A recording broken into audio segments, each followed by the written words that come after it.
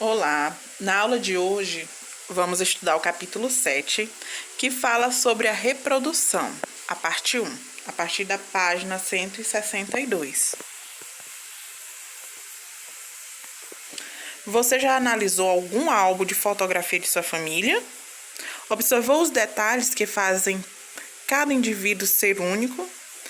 Apesar de individualidade, da gente ter uma individualidade, de sermos diferentes na parte das características visíveis que a gente consegue enxergar, existe uma relação de ancestralidade.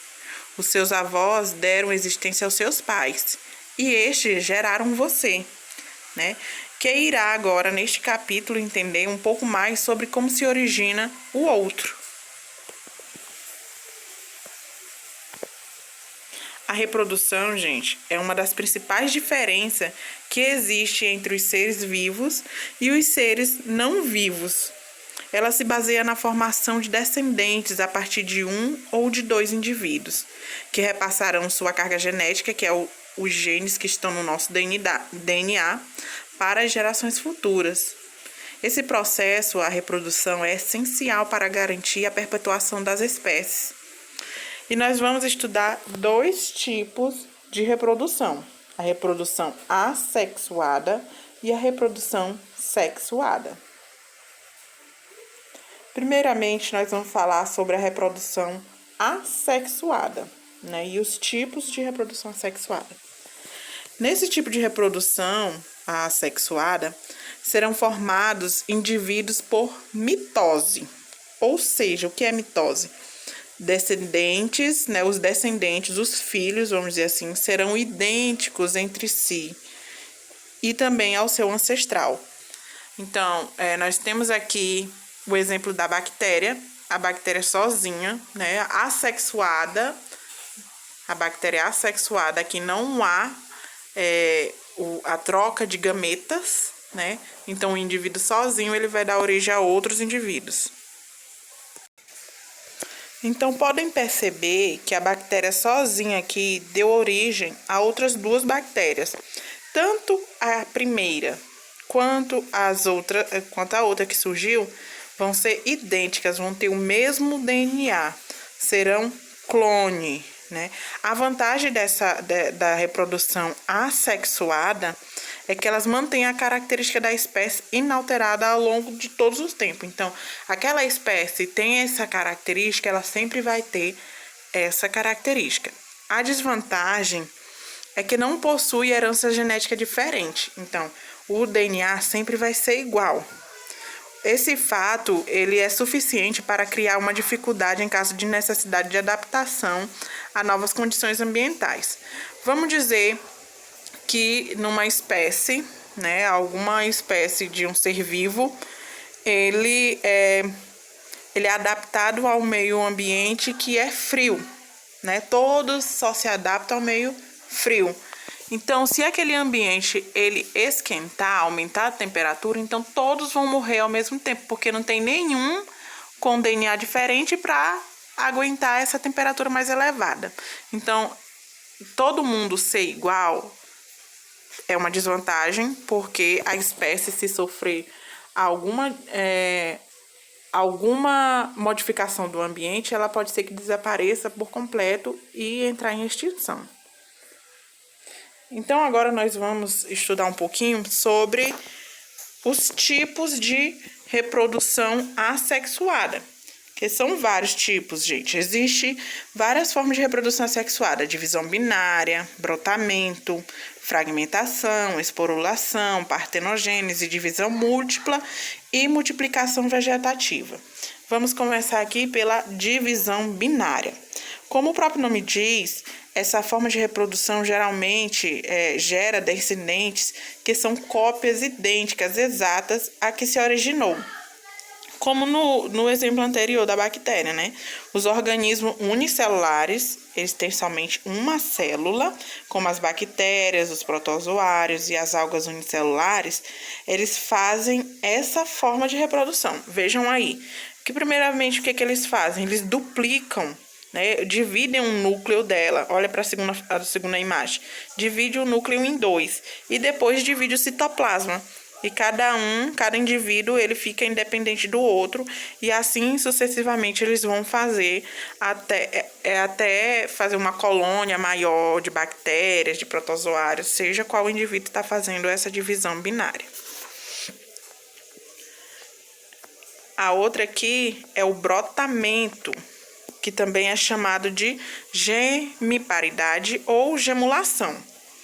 Nesse tipo aqui, nesse processo, gente, ele é realizado por alguns organismos unicelulares, como aqui os fungos, aqui do lado direito, estamos vendo aqui as leveduras, são fungos, que surge uma nova célula resultante da multiplicação celular por mitose, ou seja, um broto.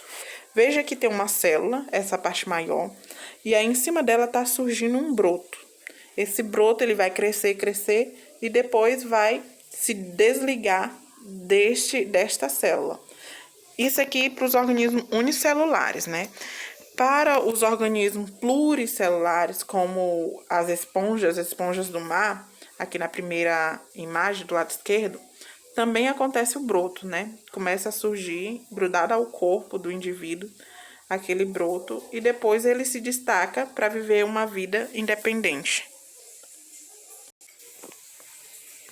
Próxima é a fragmentação. Nesse tipo de reprodução, algumas espécies podem surgir a partir de pedaços do genitor, né, do indivíduo. Cada um desses pedaços é capaz de individualmente reproduzir-se até tornar semelhante ao indivíduo genitor. Então, veja aqui que temos uma planária e a estrela do mar. Se dividirmos esses organismos em pedaços, cada pedacinho dele vai formar um organismo diferente, né? Vejam aí, ó, da planária aqui, a cabeça, né, tá formando outro corpo.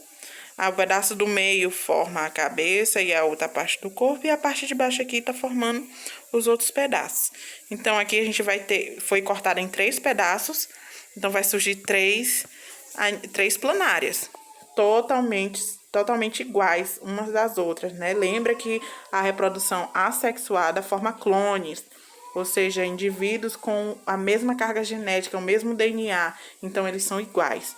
Aqui, vejam aqui que fizeram um corte na estrela do mar, foi só um corte, dividiu em 2, e cada pedaço aí, ó, tá crescendo as outras pontas e formando 2 estrelas do mar totalmente idênticas. O próximo é a esporulação, que acontece com as bactérias e os fungos. Nesse tipo de reprodução, gente, ocorre em condições ambientais desfavoráveis. Desfavoráveis aqui, no caso, para o pão, né? O pão, quando a gente passa muito tempo com ele lá guardado, sem a gente utilizar, ou então, se ele não está bem guardado, está com umidade, pode aparecer bactérias e fungos, né?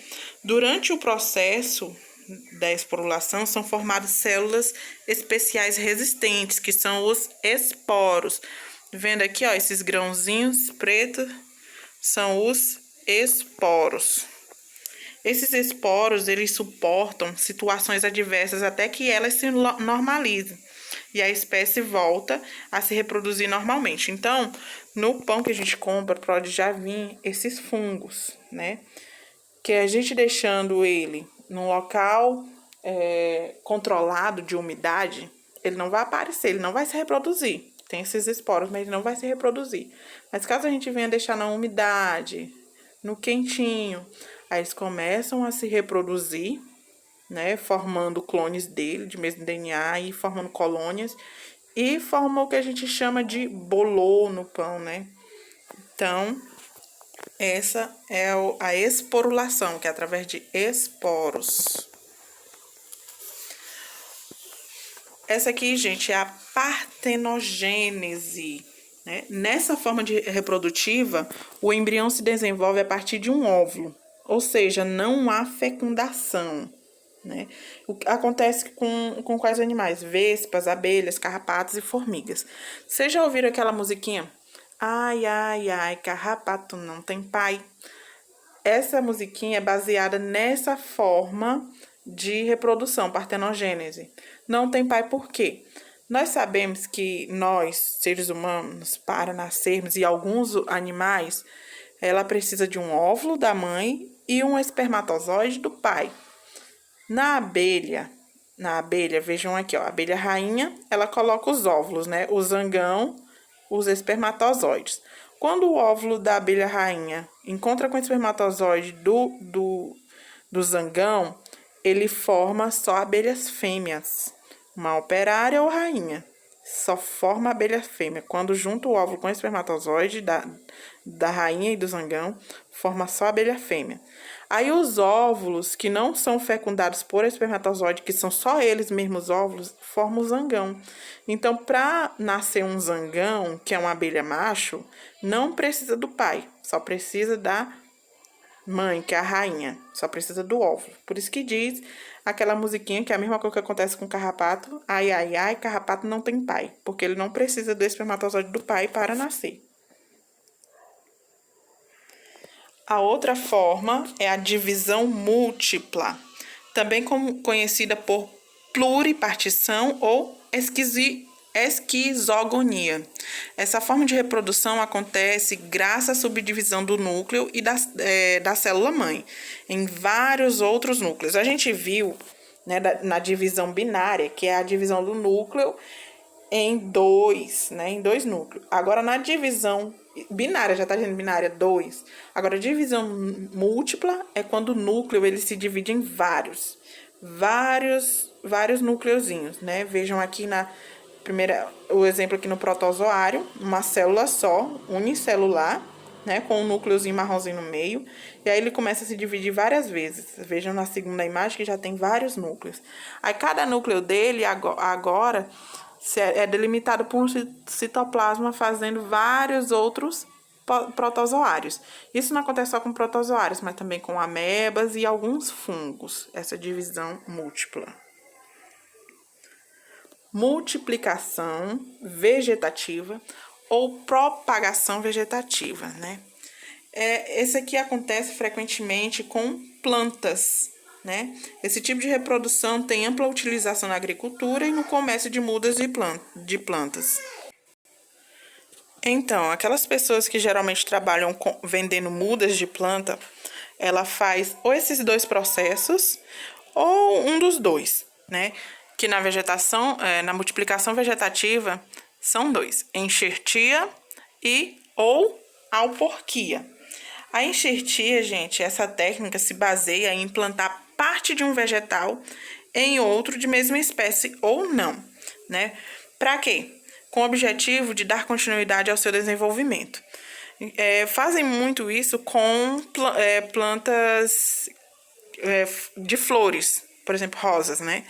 Tem uma árvore que ela tá bem desenvolvida, o sistema irrigatório dele tá ótimo, leva a seiva para todas as folhas, e ele quer usar aquela planta para trabalhar para a roseira que ele quer cultivar.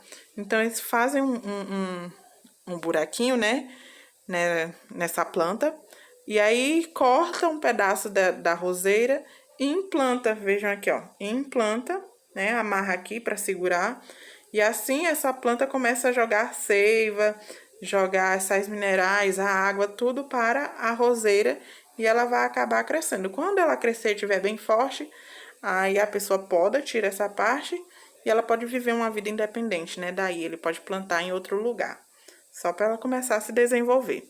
Já na auporquia, prestem bem atenção nessa segunda imagem. Nesse processo, a planta introduzida, né?